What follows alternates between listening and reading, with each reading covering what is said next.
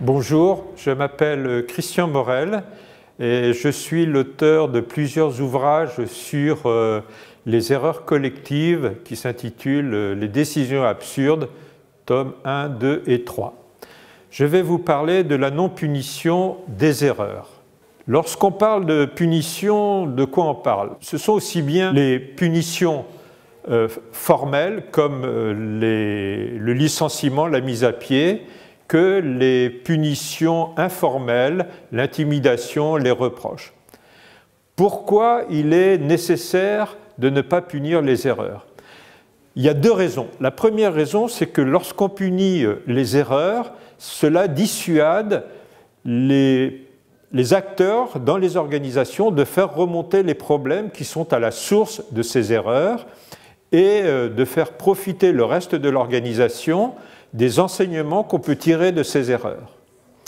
La deuxième raison qui justifie qu'on ne punit pas les erreurs, c'est que les erreurs sont systémiques. Lorsqu'il y a des erreurs, ce n'est pas à cause d'un coupable, de deux coupables, de trois coupables, c'est parce qu'il y a eu un système défaillant. Par exemple, supposons un chirurgien qui se trompe de côté en orthopédie, qui ouvre l'épaule gauche au lieu d'ouvrir l'épaule droite. Donc on pourrait se dire, c'est le chirurgien qui est coupable. Or, en fait, il y a eu tout un processus systémique qui a conduit à cette erreur de côté. Il y a eu une erreur de signalétique lors de la radio. Ensuite, une infirmière a préparé le patient du bon côté parce que le patient il sait de quel côté il a mal.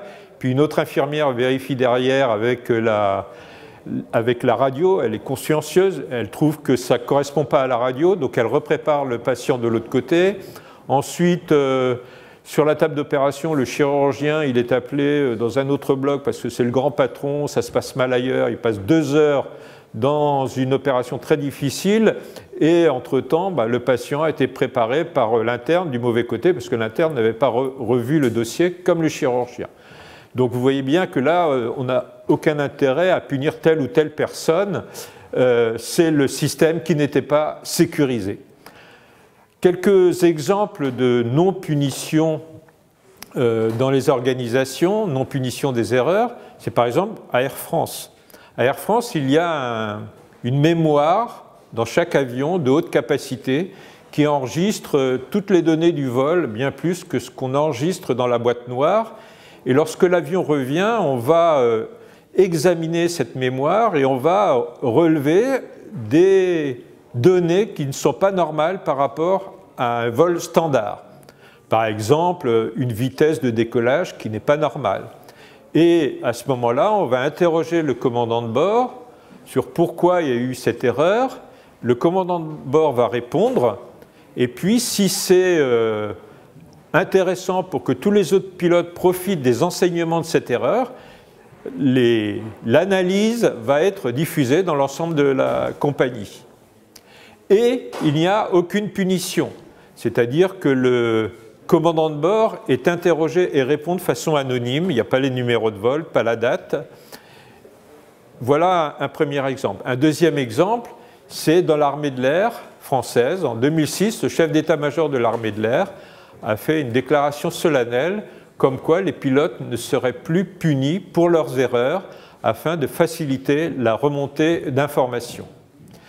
C'est la non-punition des erreurs, évidemment, c'est un sujet extrêmement sensible et il y a des résistances par rapport à ce principe. Une première résistance, c'est la résistance des proches des victimes ou des victimes qui ont le sentiment de faire leur deuil en désignant ou en faisant désigner des coupables.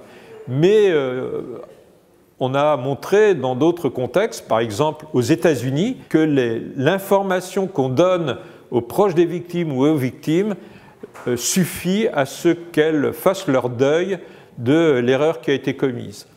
Une autre résistance très importante, notamment en France, c'est la justice pénale qui préfère punir des coupables plutôt que de faciliter l'accès à l'information de ce qui s'est passé.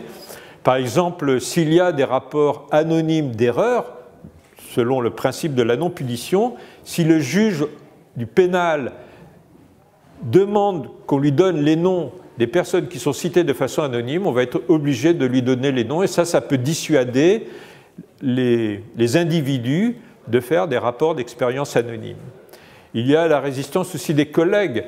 Quand quelqu'un se trompe, eh bien, les collègues peuvent avoir tendance à faire des reproches ou bien à s'exprimer de façon informelle pour exprimer leur mécontentement de cette erreur. Un problème concernant le principe de la non-punition des erreurs, c'est bien évidemment que parfois c'est difficile de distinguer l'erreur non intentionnelle de la faute intentionnelle. C'est pour ça qu'il existe dans certaines organisations des processus pour distinguer l'erreur non intentionnelle de la faute. Et par exemple, dans une compagnie aérienne, il existe un logigramme pour distinguer dans chaque cas d'erreur, est-ce qu'on est plutôt dans l'erreur non intentionnelle ou dans la faute. Et on va utiliser des critères, par exemple le critère de répétition. On va dire, si on commet une erreur une fois, c'est non intentionnel. Si on répète l'erreur, à ce moment-là, on va plutôt être dans la faute. Et puis également, dans l'armée de l'air, on va distinguer ce qu'on appelle la violation non professionnelle de la violation professionnelle. Et si la violation est professionnelle, eh bien, c'est-à-dire que le but est professionnel, l'erreur sera acceptée et il y aura une transparence à travers le débriefing. Ça veut dire que l'erreur est totalement transparente. Et dans ce cas-là, elle est acceptée. Le principe fondamental associé à la non-punition des erreurs, ce sont les retours d'expérience.